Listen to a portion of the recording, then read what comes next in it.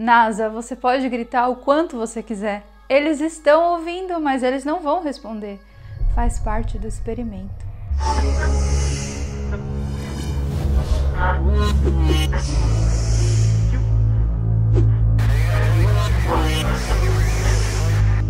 Eu sou Carol Capel, a sua alienígena favorita em pele humana e com a camisa da firma.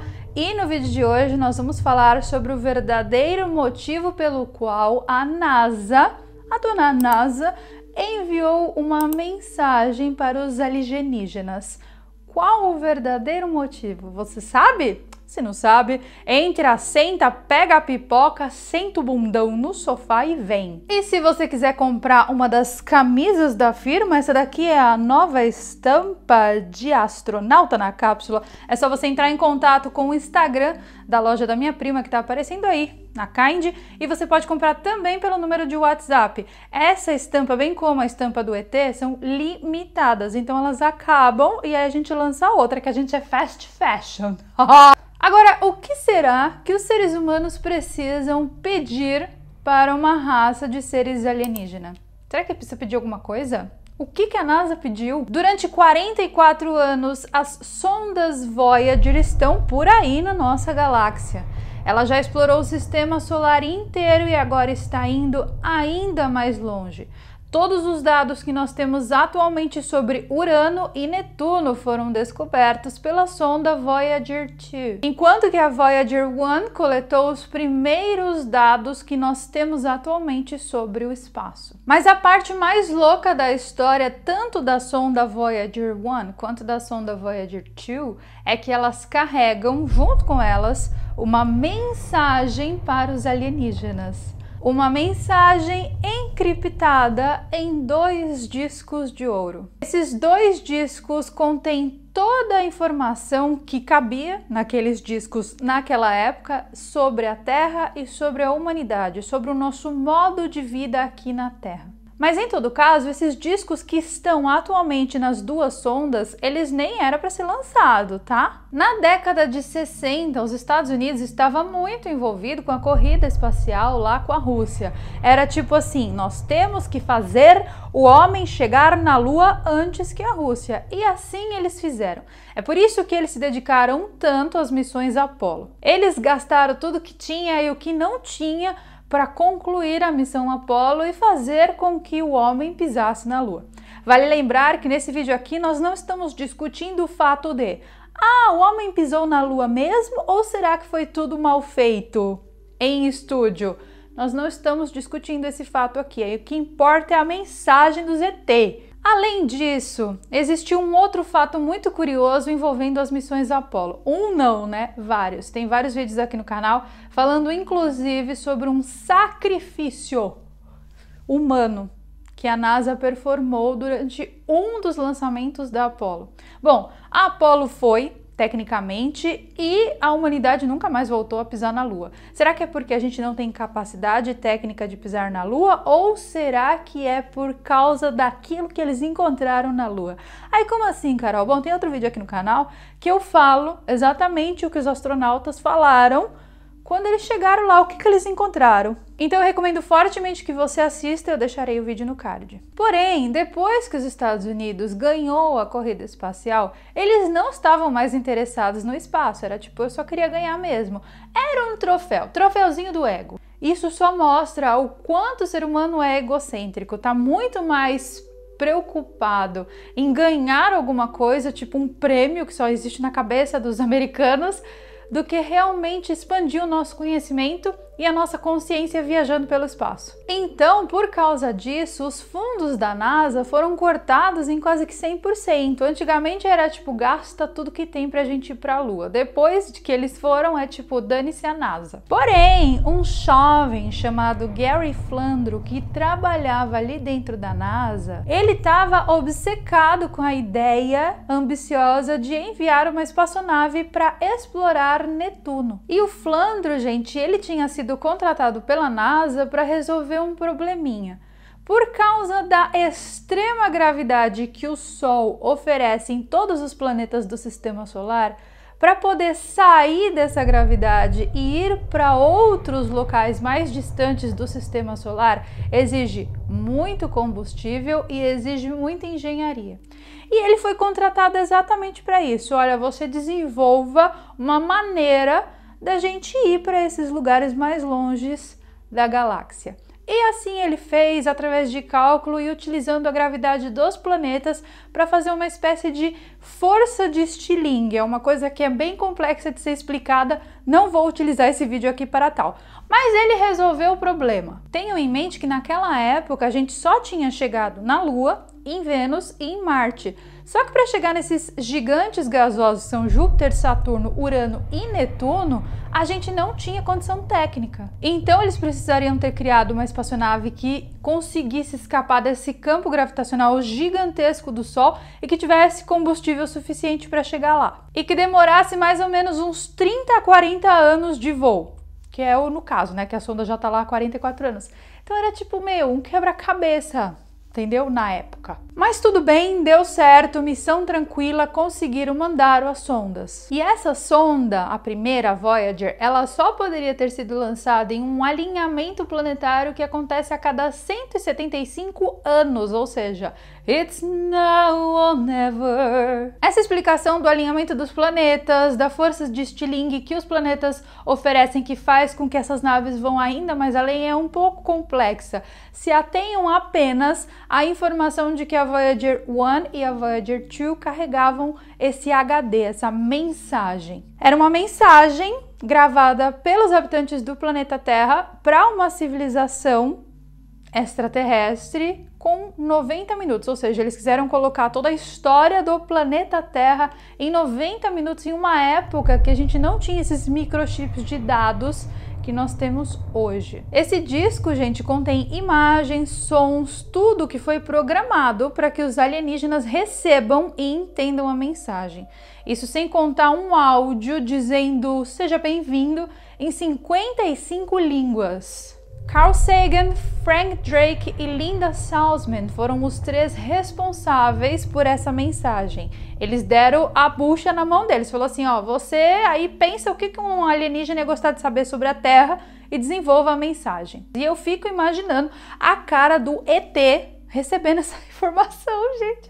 Olha a cara do ET vendo essas imagens. Algumas imagens que foram para o Golden Record, elas estão disponíveis na internet. Eu separei 2 para vocês verem como o nosso conhecimento e a nossa capacidade de expansão da mente é limitada. Com todo respeito a Carl Sagan e Drake, que eu amo de paixão, mas assim, não dá para defender vocês. Olha, a primeira imagem tá aparecendo aí para vocês, ó. É um homem e uma mulher. Do lado tem as alturas deles e tem o símbolo mostrando que um é masculino e o outro é feminino e que eles procriam, que tem um nenezinho ali na barriga. Nós entendemos essa imagem por quê? Porque a gente sabe, né, que centímetro é uma unidade métrica. A gente sabe que 160 é um número.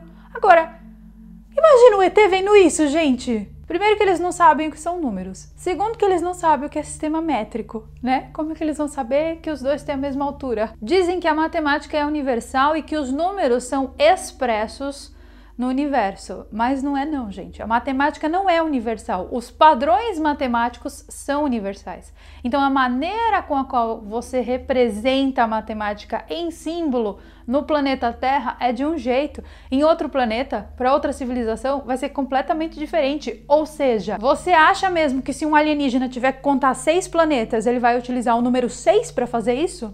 Claro que não, né? Bom, talvez seja por isso que ninguém respondeu a mensagem. Porque o alienígena olhou para isso e falou, o que eu faço com essa informação? Bom, óbvio, gente, que se a gente receber uma mensagem dessa de uma civilização, a gente vai falar, caramba, não estamos sozinhos, tá? Por quê? Porque recebemos uma mensagem. E aí depois vai passar por todo um processo de decodificação e pessoas, linguistas, vão tentar entender o que a mensagem tá falando. Isso é óbvio, né? Mas já imaginou, gente, o ET vendo isso? Eles vão olhar pra gente e vão falar, nossa, coitados, um bando de babuínos, com todo respeito aos babuínos, claro, não quero compará-los conosco, eles são melhores. Inclusive é exatamente por isso que eu fiz um vídeo sobre o paradoxo de Fermi e eu recomendo fortemente que você assista, porque muita gente que assistiu e não entendeu, achou que é porque eu não queria mais falar sobre ET e eu ainda tô falando. Ou seja, tem nada a ver, tá? O paradoxo de Fermi fala exatamente sobre isso, que civilizações diferentes no universo estão em níveis de evolução diferente. Então é por isso que elas não se comunicam, porque elas não têm um meio de comunicação que seja idêntico, igual, tá? Assistam o vídeo, tá no card, vocês vão entender, ou pelo menos eu acredito que sim, o que eu quis dizer. Tem uma outra imagem que eu adoro, que foi no Golden Record, que é essa que está aparecendo aí na tela, que só de você olhar você já percebe que é um homem cagando, não é? Mas não, gente. Agora, gente, imagina o ET vendo isso. Vamos olhar para a imagem, gente, assim, são duas crianças tentando caçar um bicho. Aí tem 1,20 centímetro, né, na altura do menino, e a largura do bicho também tem 120 centímetros.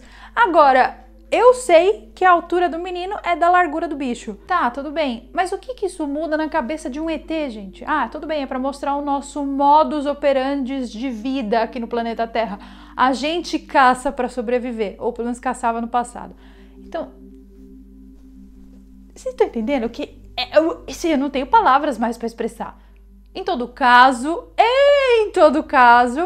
a imagem tá assim mal feita porque é de muito tempo atrás. Se você procurar no Google, você vai encontrar tantas outras pérolas como essas imagens aqui.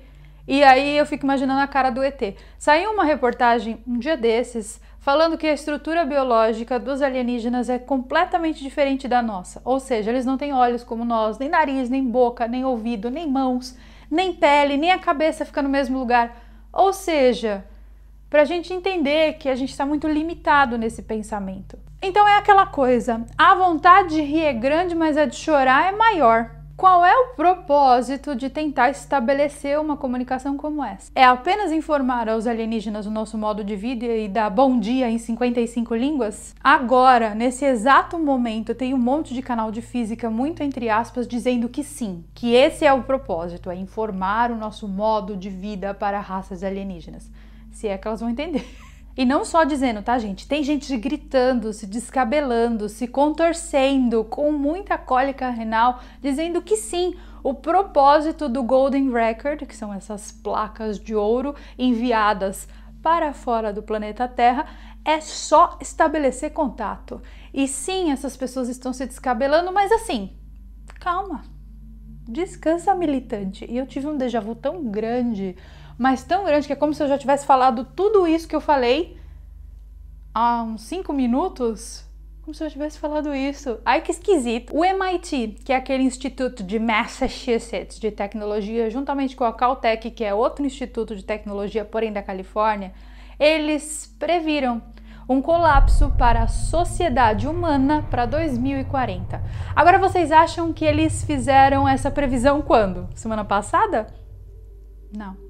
Eles fizeram essa previsão em 1971 e a Voyager 1 foi lançada em 77. Então dá pra gente perceber o tamanho do desespero humano, porque existe uma previsão dessas, uma previsão de um instituto muito fidedigno, e essa previsão chega no governo americano e fala, ó, acabou pra nós. E aí, aquele flandro lá é contratado para desenvolver uma parafernália monstro para poder mandar informação para os ET pedindo ajuda. Só que a esperança de encontrar uma resposta e uma solução para um problema que nós mesmos criamos só vai durar até 2025. Por quê?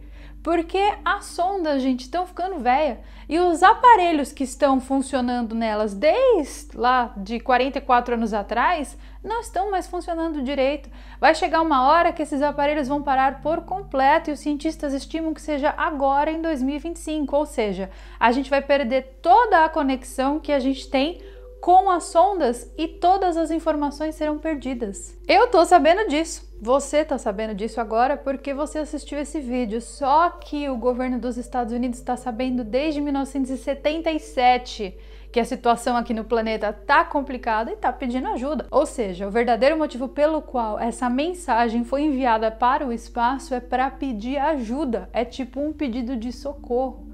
Então, gente, a gente tá vivendo uma era onde a verdadeira informação está sendo escondida de nós. Por que nós estamos pedindo socorro para uma raça de alienígena? É porque alguma coisa ruim está acontecendo. Mas que coisa é essa? Será que é só o aquecimento global, que já nem tem mais esse nome?